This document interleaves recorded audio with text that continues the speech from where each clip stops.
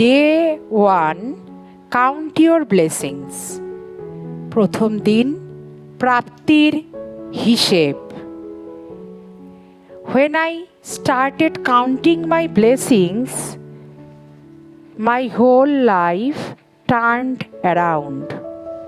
Willie Nelson, singer সংরাইটার। প্রাপ্তির হিসেব কষতে গিয়েই বদলে গেল আমার সমস্ত জীবন। উইলি নেলসন, গায়ক এবং গীতিকার। লোকজনের মুখে আপনি নিশ্চয়ই শুনেছেন প্রাপ্তির হিসেব রাখার কথাটি। যখন আপনি ভেবে দেখতে যাচ্ছেন ঠিক কোন কোন কারণে আপনি কৃতজ্ঞ, আপনি সেই গণনাটাই করছেন।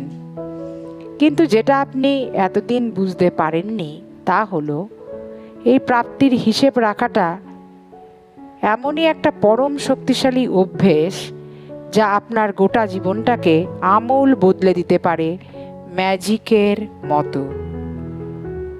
যত ছোটই হোক না কেন, যা কিছু আপনার আছে, আপনি যদি তার জন্য কৃতজ্ঞ হন তাহলে দেখবেন তৎক্ষণাৎ সেগুলো বাড়তে আরম্ভ করবে। যদি আপনার কাছে যে টাকাটা আছে তা যত কমই হোক না কেন, তার জন্য আপনি কৃতজ্ঞ হতে পারেন, দেখবেন সেই টাকা যেন জাদু বলে বেড়ে উঠছে। সম্পর্কের ক্ষেত্রে যদি সকৃতজ্ঞ হয়ে থাকেন, তা যদি নিখুঁত নাও হয়, দেখবেন অবিশ্বাস্য উন্নতি ঘটবে তার অবস্থার।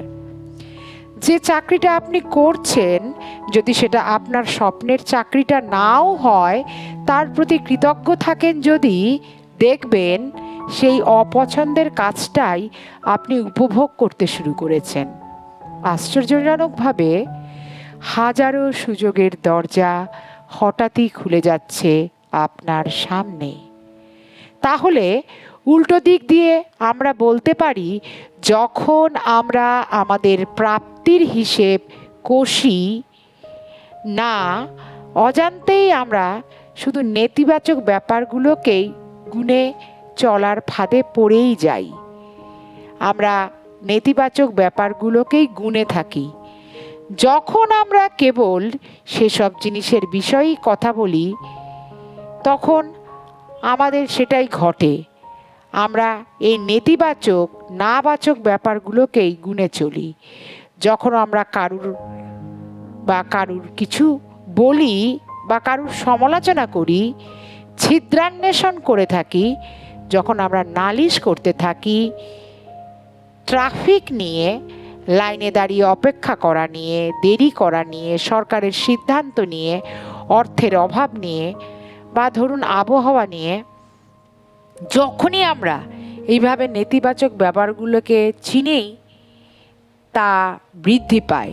কিন্তু তার চেয়ে অনেক বড় কথা হলো, তার পাশাপাশি আমরা আমাদের সমস্ত প্রাপ্তির আশীর্বাদকে বাতিল করতে থাকি। আমি নিজে দুটোই করে দেখেছি, একদিকে আশীর্বাদ, অন্যদিকের অপ্রাপ্তির গণনা। হলপ করে বলতে পারি, প্রাপ্তির আশীর্বাদকে গুণে চলাই আপনার জীবনে প্রাচুর্য বয়ে আনার একমাত্র পথ।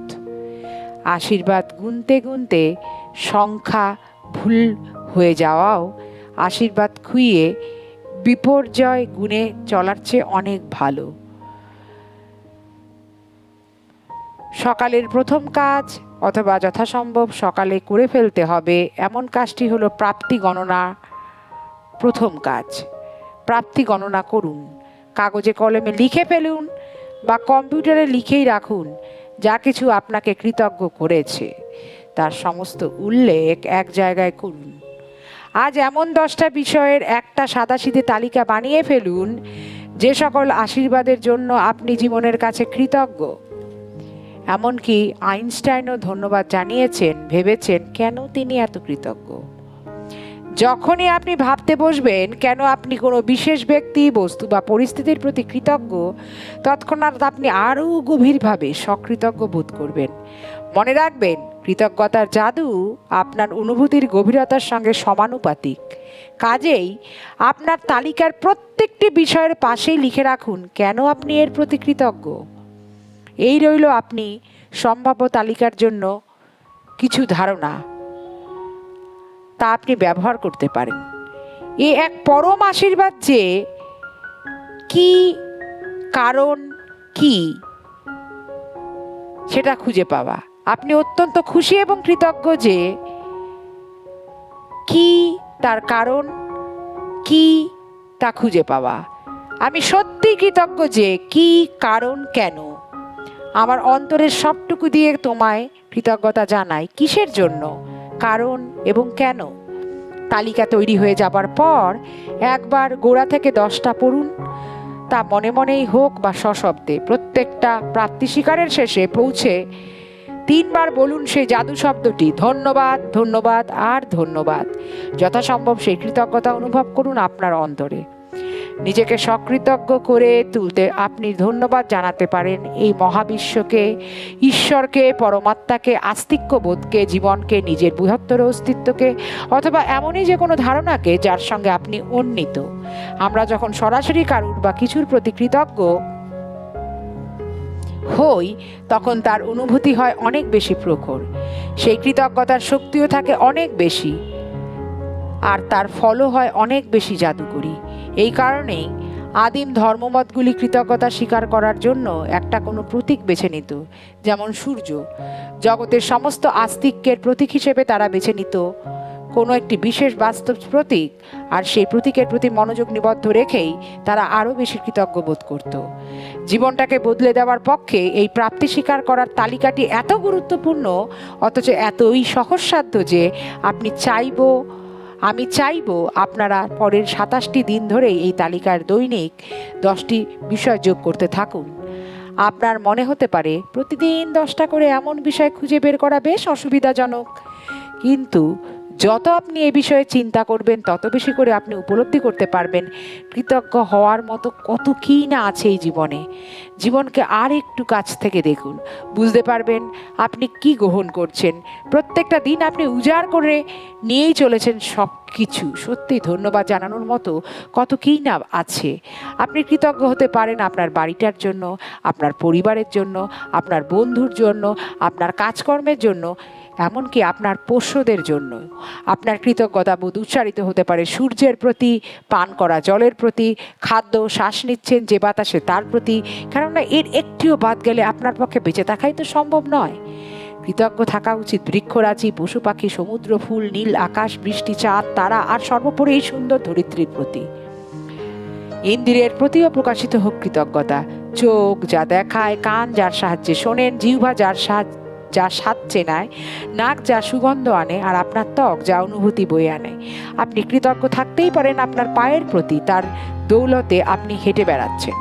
আপনার হাত দুটোর প্রতি, যা দিয়ে আপনি প্রায় কাজ করছেন।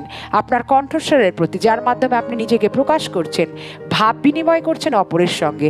ধন্যবাদ জানাতেই পারেন আপনার শরীরের আশ্চর্য রোগ প্রতিরোধ ক্ষমতাকে, যা আপনাকে সুস্থ রাখে, আর সেই সব অঙ্গগুলোকে যারা আপনার শরীরের পরিচর্যা করে, যার ফলে আপনি বেঁচে আছেন। আর সেই অত্যাশ্চর্য মানব মনের ব্যাপারে তো কিছুই বলারই নেই। পৃথিবীর কোনো কম্পিউটারের সাধ্যেই নেই যার সঙ্গে পাল্লা দিতে পারে।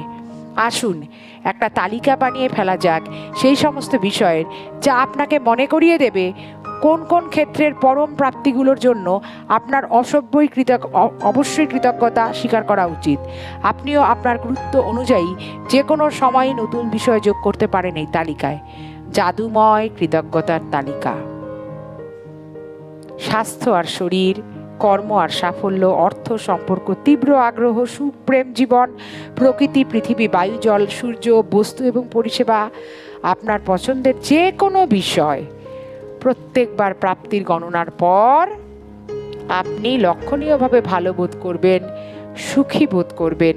এতটা সুখী তা নির্ভর করবে আপনার কৃতজ্ঞতার পরিমাণের ওপর। যত বেশি কৃতজ্ঞ বোধ করবেন ততই বেশি সুখী বোধ করবেন আপনি, আর ঠিক ততটাই দ্রুতগতিতে বদলে যাবে আপনার জীবন।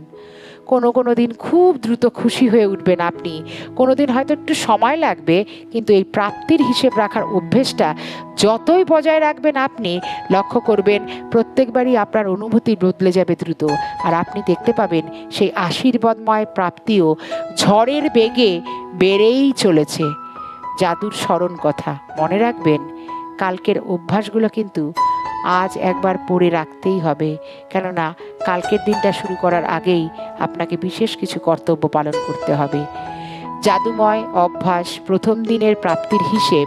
প্রথমত, সকালের প্রথম কাজ, জীবনে যা পেয়ে আপনি কৃতজ্ঞ এমন 10টা আশীর্বাদের একটা তালিকা বানান। দ্বিতীয় কাজ, লিখুন আপনার কৃতজ্ঞ হওয়ার কারণ কি। তৃতীয় কাজ, আবার একবার পুরো তালিকাটাকে গোড়া থেকে পড়ুন, মনে মনে নইলে সশব্দে। প্রত্যেকবার শেষে একবার বলুন সেই ম্যাজিক শব্দটি, ধন্যবাদ, ধন্যবাদ, ধন্যবাদ। যথাসম্ভব সেই প্রাপ্তির কৃতজ্ঞতা অনুভব করার চেষ্টা করুন। পরবর্তী 27 দিন যাবৎ প্রতিদিন সকালে এই জাদু অভ্যাসের এই 3টি ধাপ পুনরাবৃত্ত করে চলুন। আগামীকালের জাদু অভ্যাসে আজই সেটা পড়ে ফেলুন। তো আজকের জাদু অভ্যাস প্রথম দিন এই পর্যন্তই। আশা করি আপনাদের এই অংশটি ভালো লেগেছে। অবশ্যই এই জাদু অভ্যাসটিকে আপনারা 5 জনের মধ্যে শেয়ার করবেন, লাইক করবেন, আমার চ্যানেলকে সাবস্ক্রাইব করবেন। অসংখ্য ধন্যবাদ আপনারা আমার পাশে থাকার জন্য। Thank you, thank you, thank you.